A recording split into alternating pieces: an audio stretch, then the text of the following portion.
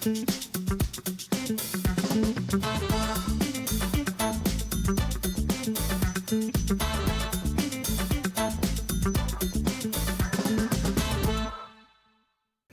to Talent Matters. This is episode 41 and I'm delighted to be joined by Anna O'Connor. Hello. How are you? Thank you so much for having me. You're very welcome. It's great to see you. For anybody that doesn't know you, how would you introduce yourself? God, that's a good one. Well, my name is Anna. I'm from County Tipperary, a little village called Garrykendy in County Tipperary. I come from a very musical family. My grandparents had a pub, so we were reared. You either played music or you worked behind the bar. So we all played music. That was how so all my family play. And I also, all my family had businesses as well over the years. So kind of naturally flowed into that. So I also have 2 hair salons. I have a podcast called The Gratitude Attitude. I write songs. I'm releasing music this year. So I have a son. He's 22, all grown up now. And I'm just about to buy a house. So that brings us up to today. Exciting times. Yeah, I found you because of the podcast. Okay. Because the Gratitude Attitude podcast. There's a lot of strings, I think. There are a lot of strings. Yeah. So tell us a little bit about, before we get into the podcast, tell us a little bit about how it started and why it started. So during COVID, I think a lot of things start during COVID now, don't they? But during COVID, I suppose I was working a job and I was also a singer in a band, but I really was working very hard. And I think that's good for anybody to work very hard. But I used to be coming in, I was a dental nurse. I used to come in from work, get into bed for a couple of hours, get up, go to Cork, do a gig, come back, up for work again.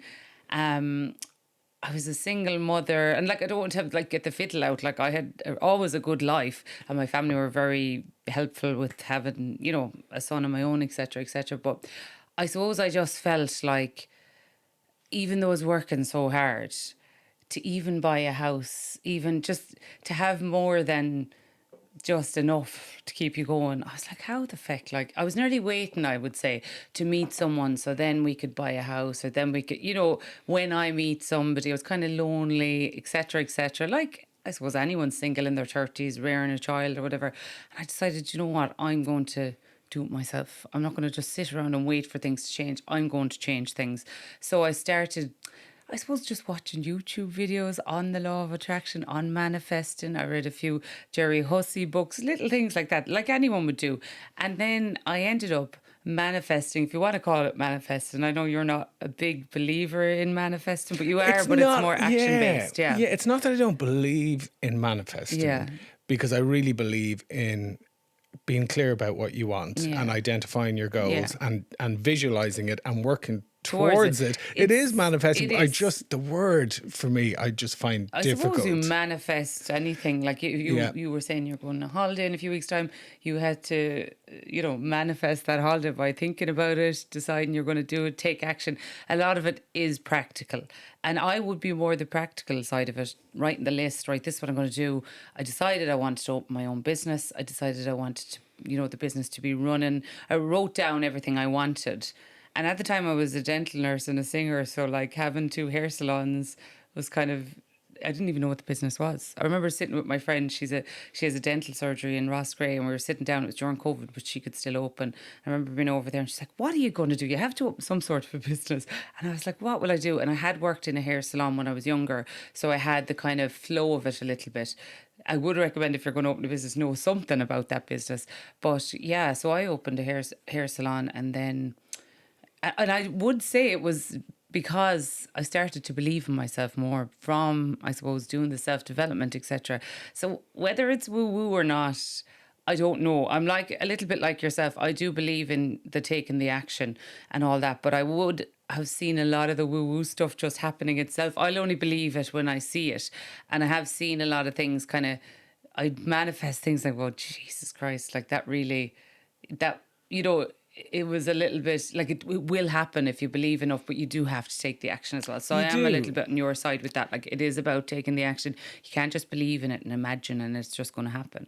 And you have to say yes to things as well. I mean, Yeah. I remember that was one of the things for me, because most of my working life was spent working in recruitment. Yeah. And I remember about 10 years ago, I got a call to do a little segment with Dermot and Dave on Today FM. And it was like, it was to do with recruitment or jobs. It was like, don't let your social media cost you your dream job. So it was literally a 5 or 10 minute segment. Yeah. And I said yes to that, obviously, because it was connected to the business and it was going to plug the Sanderson brand. So I thought, okay, brilliant. I did that.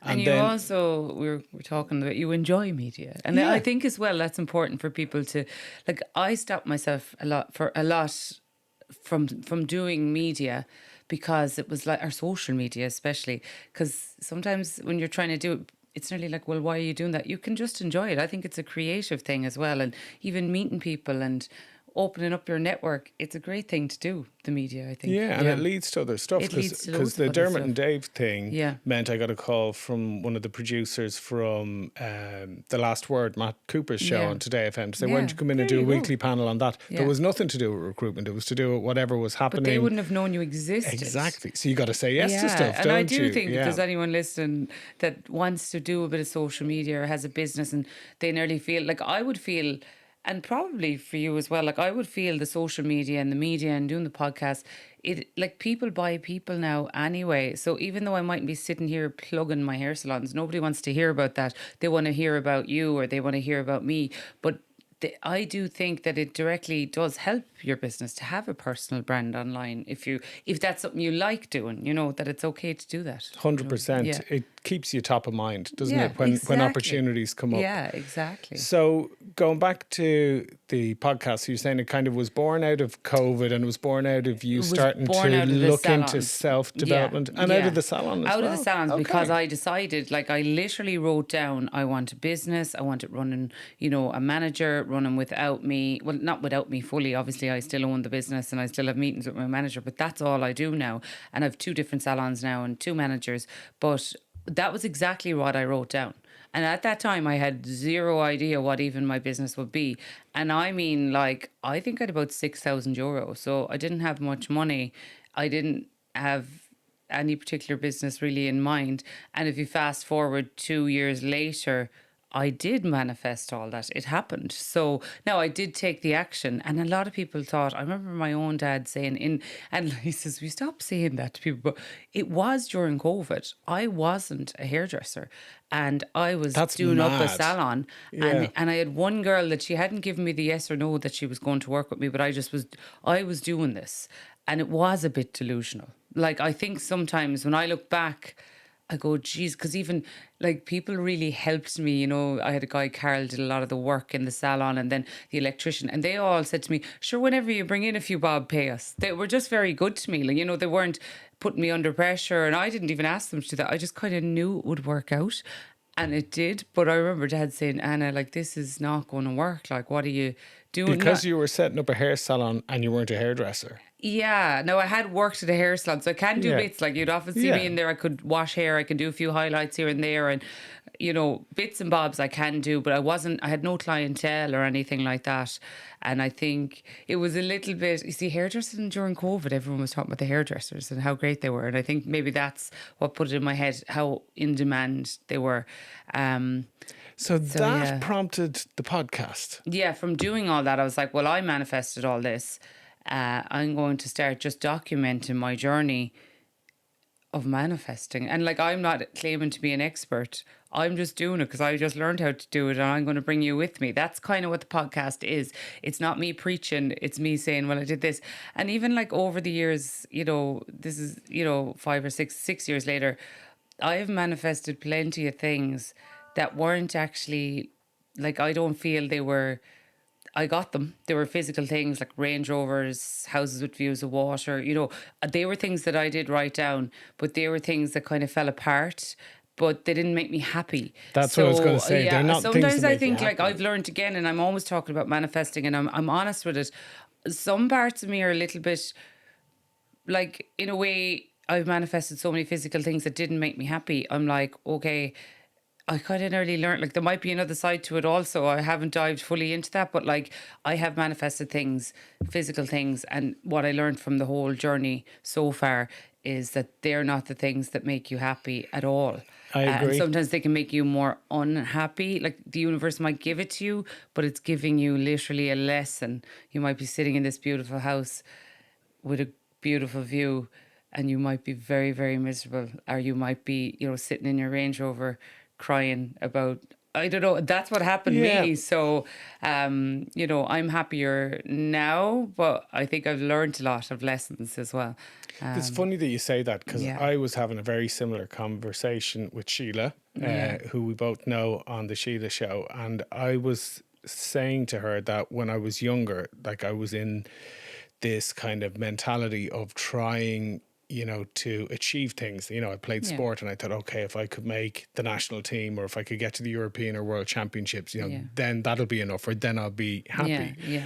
Or in business, if I could get to, I wanted to be a manager, or I wanted to be a director, or I wanted to own the company, or I wanted something. And I thought, maybe when I get there, that'll be enough. Or maybe it's the car, or the nice house, or the material things. And you do find that when you achieve those things that you've worked towards, okay, maybe the new car feels fantastic on the day that you drive it out of the showroom, but it's just a car, and you're no happier driving that than you were driving the car. By the time you get it through the rain, it gets a bit mucky and all that, the novelty wears off. So it brings you back to what actually makes you happy and what actually enriches your life. And it's never the material stuff, is it? It never is, but it's so easy to say that when obviously we're not in poverty. So like I'm not hungry. I'm not, I have a roof over my head.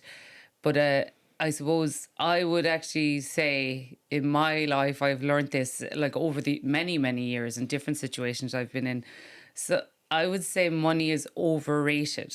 Once you're not in poverty, a lot of people would look at the rich and think they've got it sussed. Well, I know for sure that like that's not the case. They're not any happier than middle ground. Whereas now, like I'd be more for, I'm manifesting. If the goal is experiences and just being happy, then you can't really go wrong. But if the goal is physical things, you're not going to be happy inside. And I have learned that, and I've seen enough to know.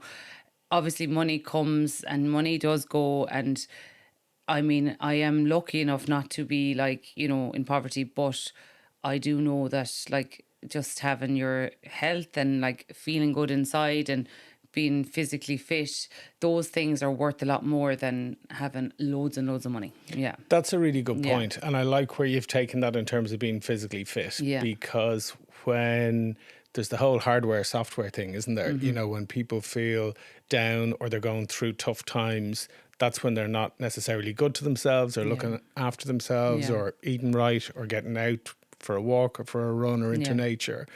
And that's, I think there's something there, isn't it? That, there's if the hardware is the body and the software is the mind, they've got to work together. Yeah, they do. And you're always going to have hard days, and you're always going to have, everyone's going to have hard times. I think also we need to like realize that sometimes it's like you get so shocked if something bad happens or if things go wrong or they don't all work out. But if you kind of zoom out a life, like that is everybody's life. Everyone's going to have ups and downs, so it's just accepting that and trying to, when you have tough times, use them to fuel you, like I would say. And just try look after like I would always say, like if you could look after yourself like you would your own child. So if I'm up swiping on the phone and looking at the phone at 2:00 in the morning, would I want, like I have a 22-year-old son, would I want my son Danny in his room looking at his phone till 2:00? No, I wouldn't. So I shouldn't be doing that. Would I like to see Danny going to the gym 3 times a week and getting out in the air? Yeah, I would. And when I see him not doing stuff like that, I'd worry about him. So we should worry about ourselves as much as we worry about our own children. We really should be minding ourselves. Yeah. No, I love that. Yeah. In terms of how you look after yourself, what do you do to look after yourself in terms of your mental and physical health? Like when you're working on yourself, like say for example, say you go through a time that's not a great time and you think, okay, I need to look after myself. Yeah. What are the things that you do to get yourself right and get yourself feeling good and feeling healthy? Yeah, so like I did a lot of self-development and I had all the tools,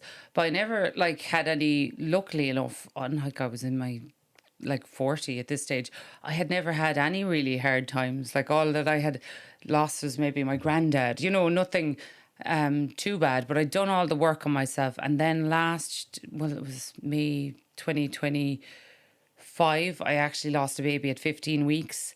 And it was a really tough time. I went through a breakup within a few weeks of that as well. So it was a really, That's really tough time. horrible. I didn't even mention that to you earlier, but it's just, look, having those tools that I had learned over the few years previous, that saved me, I would say. So I knew, like, okay, this is part of life. You're going to go through a hard time.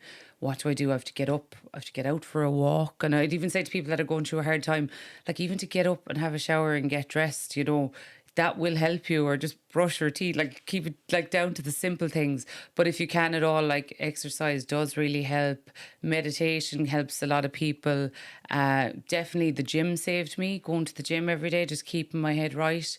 And eventually, and nobody wants to hear it when they're going through a hard time, but like time heals things as well. So over time, but definitely I would say the gym and just being around your family. I don't think you realize how much you need family and friends until things go wrong. And I think that was really like stood out to me. So now I think from all the lessons from that, I really just appreciate the simple things now, like just, being at home with my son, or, it's funny, went through a hard time. I was really sad for a long time, obviously, like a couple of months, or even today, to be honest. It randomly came on me. I was saying it to a friend. I said, grief can just come on you. And today I was sad on my way up the road, and I hadn't been sad in a long time over it because loads of things are going so well for me. But sometimes grief can just come randomly, especially I think people don't talk about it enough when it's that kind of a situation, because sometimes you feel, well, it wasn't a person, or, because it wasn't a fully developed baby, or, so I feel like grief, It's still lost, though. It's still a loss of the path you were on, or the path you thought you were on. Yeah, exactly. And then I obviously went through a bit of a hard time after that. But definitely time does heal, and I know nobody wants to hear that. And you're always going to, things like that will shape you, and I often feel like, maybe it's like I went through something and I felt something, and it was very like a sad time. But sometimes feeling something it has made me a deeper person. I was more shallow before all of that happened.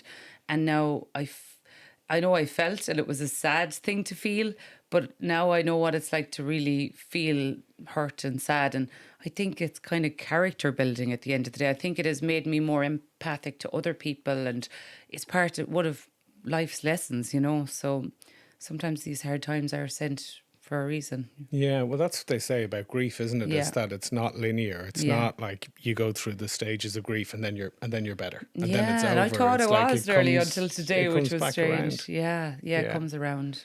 And the other thing is that you can't go around it. You've got to go through it, isn't it? You've got to. But there are sometimes the moments that make you, and definitely, I definitely would say I'm a better person now after going through that. And did you share that? Because I know a lot of the gratitude attitude is you sharing what you're going through, highs, lows, learnings. Was that something that you shared at the time? Or was I it did. There is an episode there. I think it's Rock Bottom too.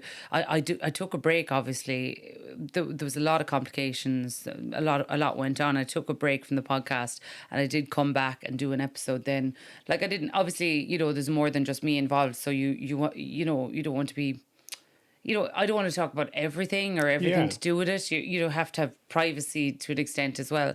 So I spoke about it, and it did help a lot of people. A lot of people, I do feel like people came to me that I didn't know that they went through that. Like, a lot of people came to me and still do. Women don't talk about it enough.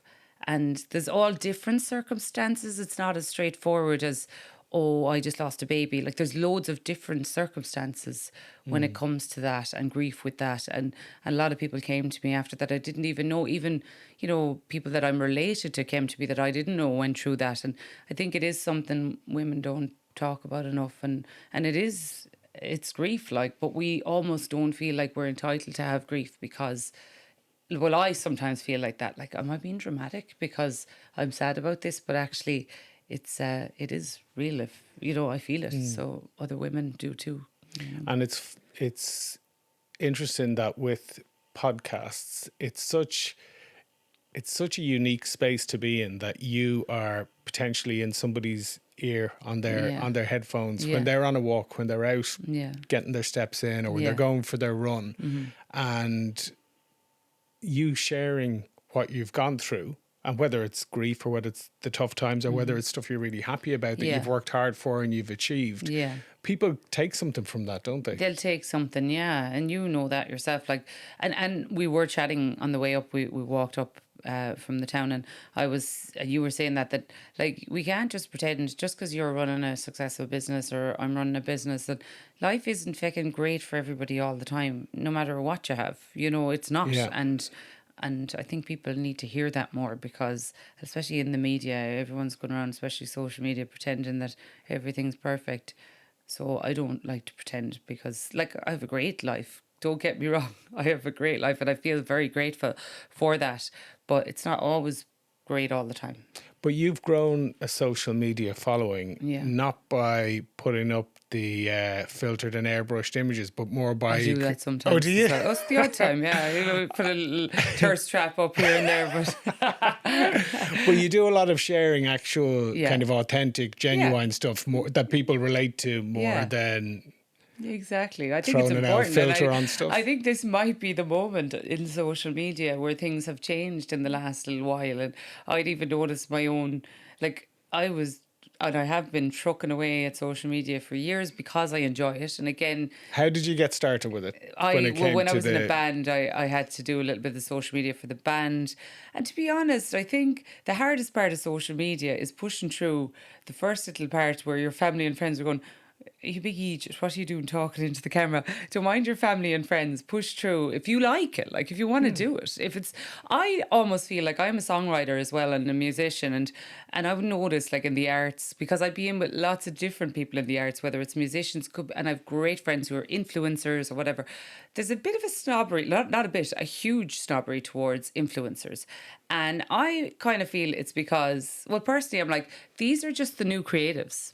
And just because they're the new newbies, don't be mean to them just because they're not sitting writing songs. They're still creating something, so, and I'm definitely allowed to say that, because I also write songs and I also play music, but I also do a little bit of the social media, the influencing, if you want to call it. But it's okay. People are consuming it and they want to consume it. So don't be so hard on the influencers. But how many great musicians have gone the non-traditional route? Like the Ed Sheerans, the people that made their own work through sharing stuff on YouTube or sharing songs. Yeah. And, like, I'm a big fan of Picture This. Oh, I love that. And they're great. But Brilliant. like that when they put out social media, it was social media. What was it? Take My Hand? Yeah. What so a great don't be song. afraid of it, and don't be, I don't know. Like, I think sometimes what I notice in the music business as well, because I have my toe in every little bit of, I'm in business, I'm in, the social media, and then the music. There's a lot of, like, I probably shouldn't say this or shoot myself in the foot, but, like, in the music business in Ireland, they're all really cool, like the musicians. But actually, if you're trying to be cool and you're dressing like you're cool and you're frowning upon other people, you're not actually being authentic. You're trying to look authentic, but you're actually the opposite, because you're trying. You shouldn't have to try. I don't have to try. Or I'm just me. Whether you like it or not, that's up to everybody else. But just be yourself, like, instead of, being... I don't know, not everybody is like that, but I have seen it a bit in the music business, that I'm like, they're almost inverted snobs to everybody else. But look... So would you say that the typical... I'm going to be shot for this. Typical... I'm never going to be creative. Typical creative musicians, bands, singer-songwriters, there's probably a snobbery when they see somebody that's growing their social media at the same time as trying to get their stuff out there. Yeah, I would notice that. But I don't mind, because I'm just being true to myself. Like, I love social media. I love writing music. I love podcasting. And if you build a community and they like what you're putting out. I'm just doing what I like. I'm not going to just try be a musician because that's cooler. I'm just doing what I like, and it might be a bit of everything.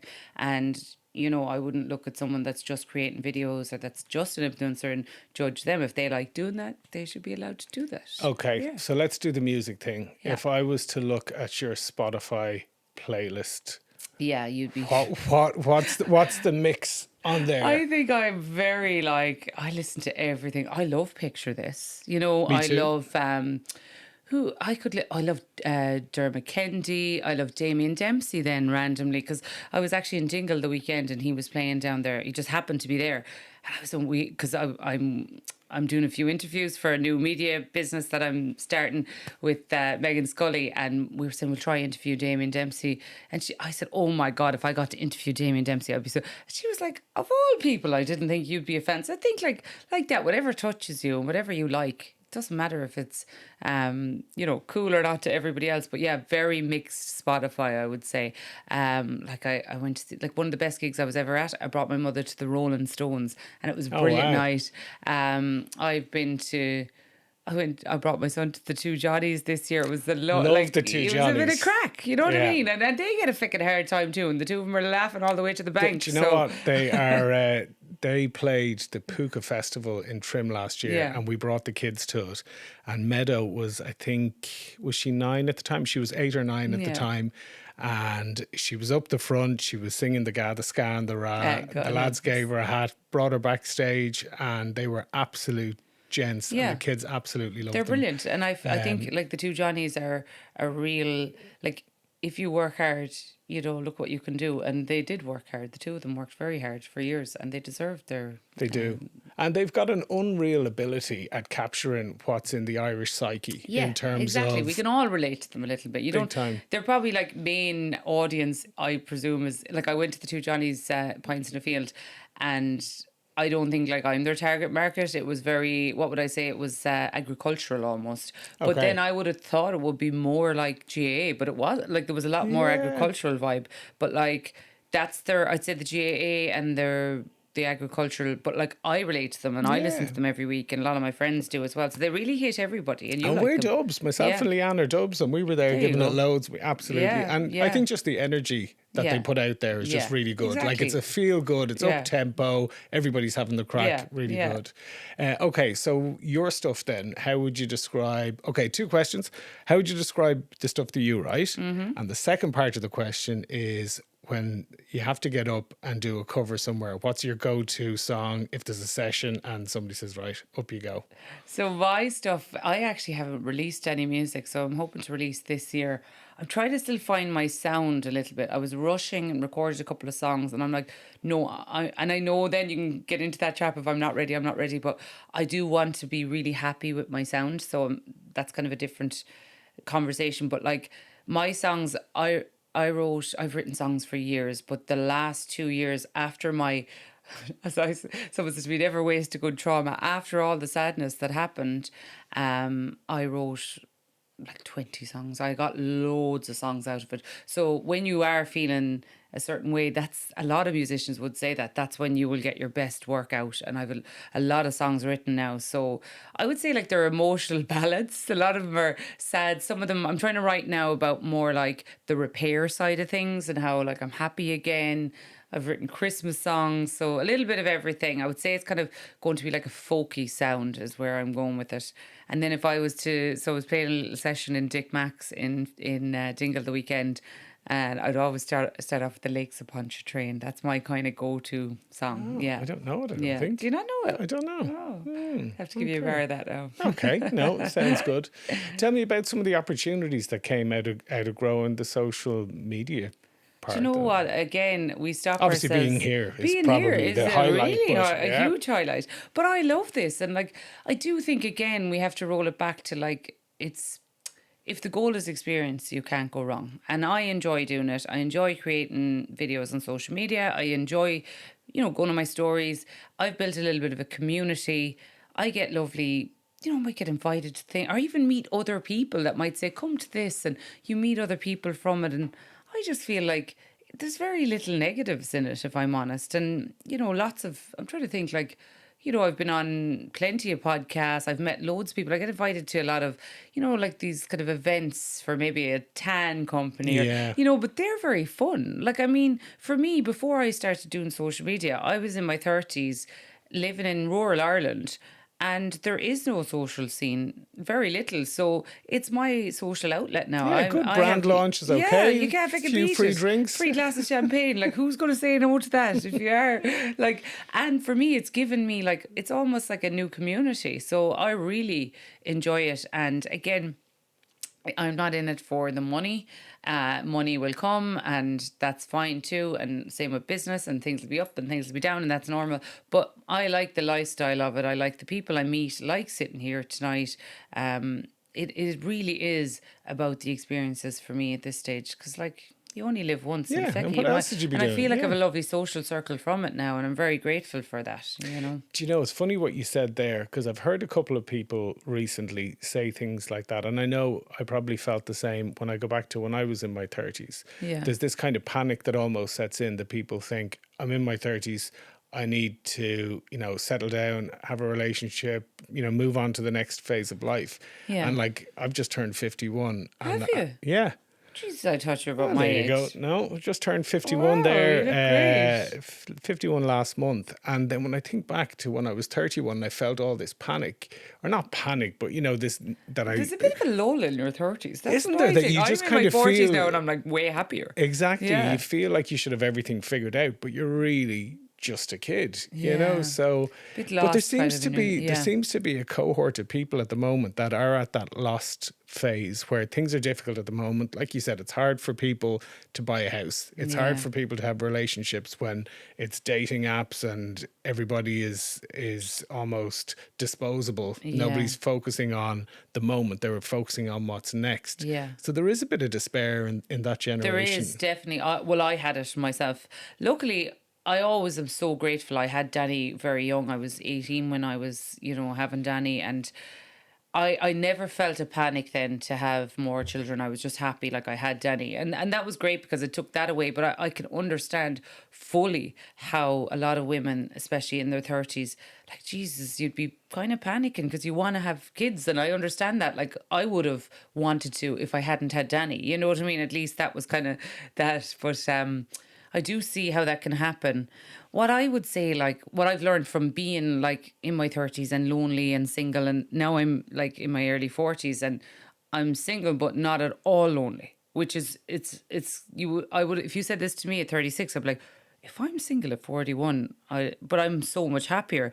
The change I made was, I would say to somebody, if you are feeling like that, or if you're at any age feeling lonely, and you have to nearly romanticize your own life. You have to make it like you're not waiting for someone to come and save you. They're not going to anyway. Someone you need else to work isn't on going yourself. to make you happy. No, Yeah, and that's like true. I really thought that would happen. That's not the case. I would say go to therapy, get into that gym, start finding a community. Mine was in social media. Yours could be in tennis. It could be in anything. But pour into yourself.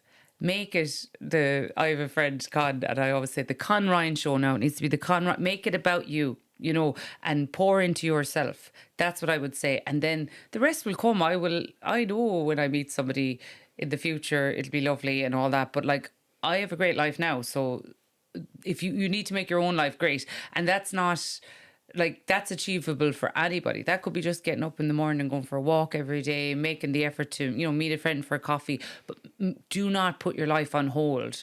Like, we come into the world on our own, we leave on our own. I've had plenty of relationships over the years. You have been through divorce as well.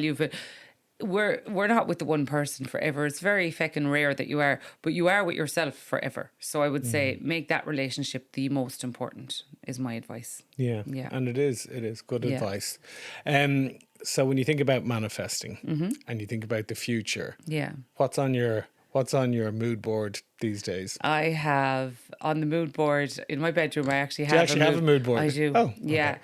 On it, I have a picture of a house and me standing in front of a house. Now, I have owned property over the years, but I want to buy one, a house on my own this year. And when you're self-employed and you have a company, it's kind of not hard. It is a bit harder. My staff would get a mortgage quicker than I would, which I find strange, but that's the way it is now.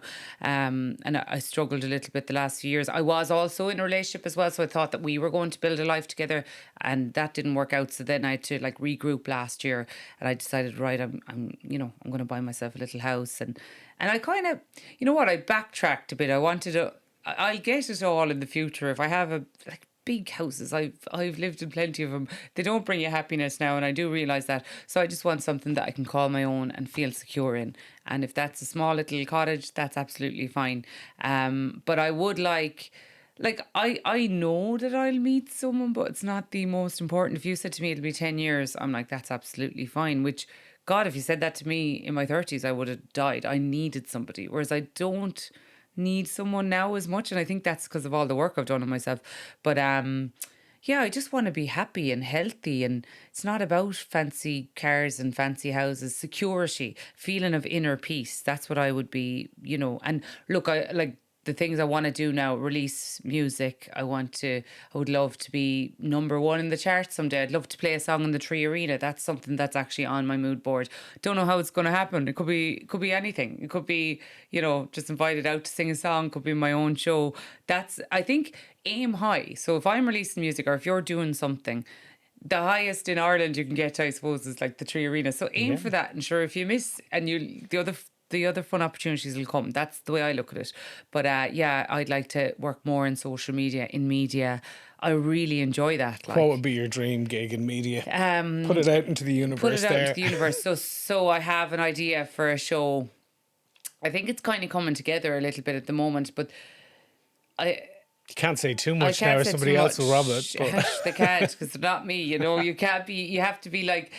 People can rob everything. People can copy your business. They can copy, but they can't copy you. True. So no, I'd love a kind of a Jules Holland, but more on we're YouTube now, and we're something like that, or a TV show, or I do a lot of traveling around Ireland as well. We do a lot. Myself and Megan Scully. I saw some of the stuff recently. We do a lot of that. We interview people, and I love all that too. And then I'll end up playing a few sessions in the pubs with them, and so it kind of brings all the different elements together. I'd love to incorporate everything I'm doing, and I'm working on a few things, but nothing has fully come together just yet.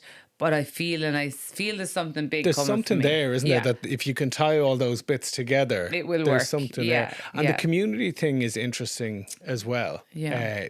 I like the way that you've kind of talked about that you've developed this community, because there's something in that, isn't there? If there's a group of people that are dealing with similar things or experiencing similar things. Well, they can bring different things to the table.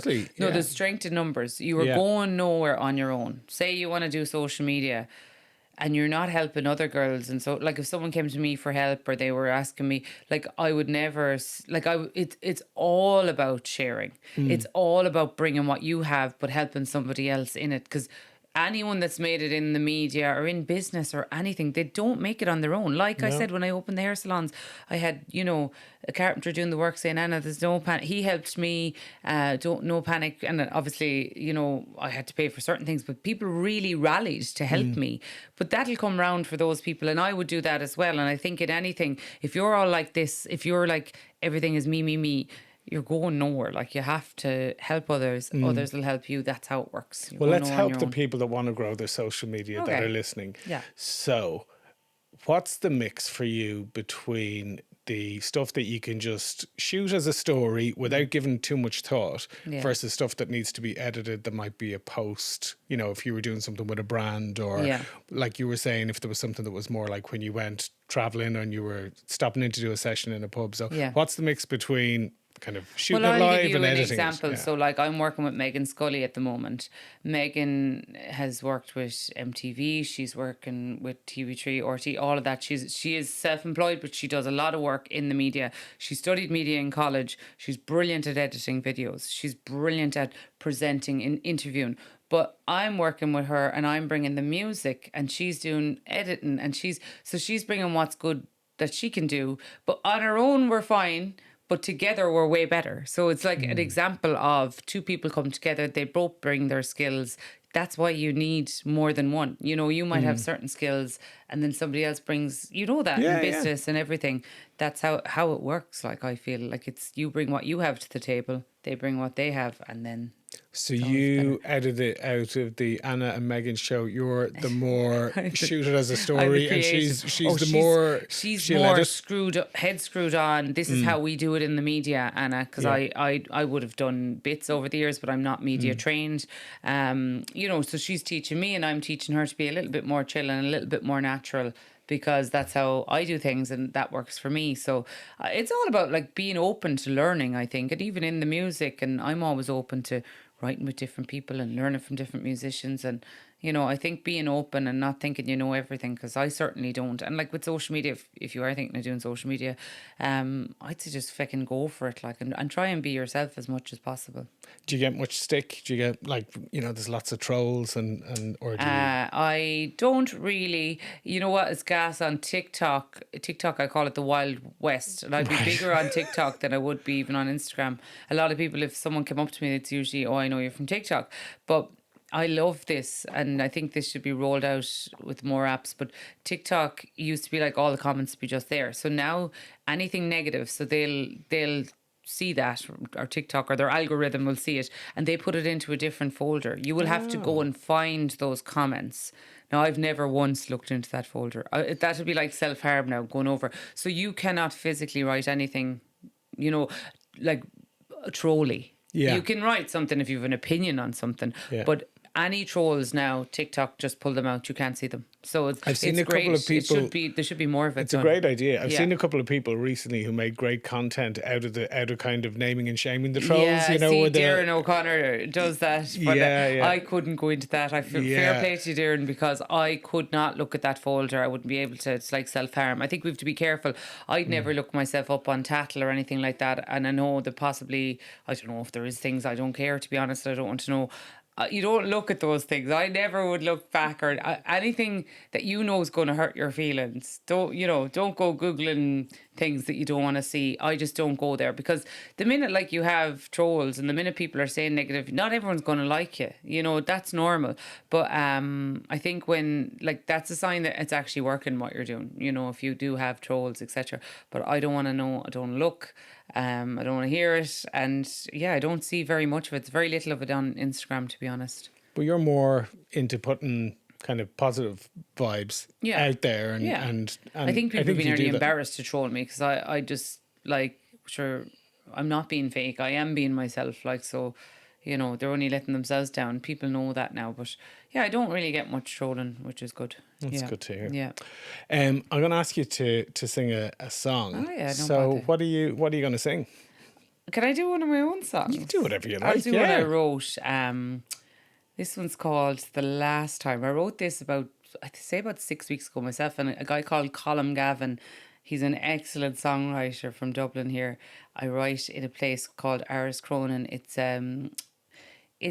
a house out in the outskirts of Dublin that musicians, poets, songwriters go to, and they come together and they write music. It's a great place. Aris Cronin, it's called.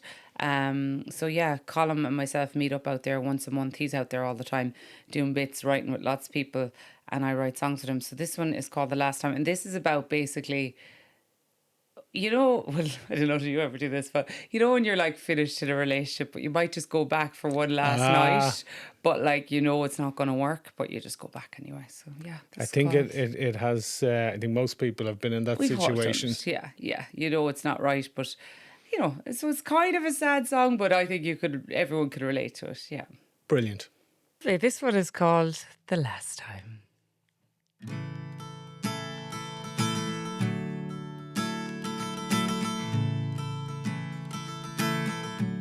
So here we are again. You said that we'd be friends, but here we are, and there you go. They say I'm better off, you know, but here we are again. Ice locking with my friends. You'll never change, I know that now, but one more night might see us out. Some say I'm better on my own.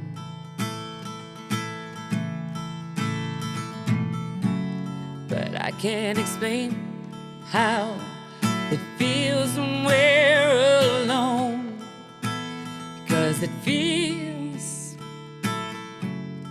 like the first time. Hold me like it's the last time. We both did wrong, so let's let it go and just dance the night away and try not to say that tonight's the last time. Tonight's the last time. You said I did you wrong for holding on so long. But I never told you how it felt, the games you played, the cards you dealt. Well, some say I'm better on my own.